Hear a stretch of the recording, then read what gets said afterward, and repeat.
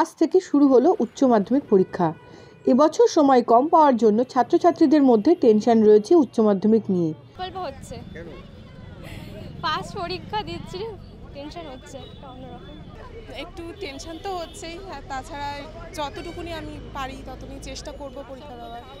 সারা বছর পড়েছি যতটুকুনি। সরস্বতী পুজোর দিনেও এক প্রকার গৃহবন্দী থেকে পড়াশোনাতে মগ্ন থেকেছেন ছাত্রছাত্রীরা। বাড়িতেই ছিলাম, এবার বেরোয়নি আর।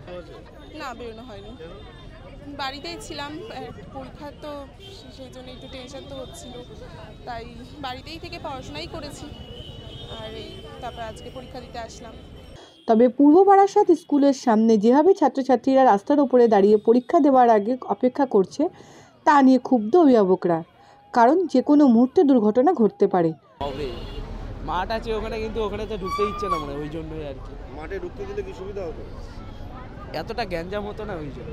অভিভাবকদের দাবি, স্কুলের সামনের মাঠে পরীক্ষা শুরুর আগে অপেক্ষা করার জন্য দাঁড়াতে দিতে হবে। হ্যাঁ, এইটা স্কুল কর্তৃপক্ষের গাফিলতি কিনা আমি জানি না, যে ছেলে মেয়েদের যদি স্কুল গ্রাউন্ডে ঢুকিয়ে পরে ওখানে টাইমে ভেতরে ঢুকিয়ে দিল, সেটা একটা আলাদা বিষয় ছিল। কিন্তু এইভাবে যে কোনো মুহূর্তে দুর্ঘটনা ঘটতেই পারে।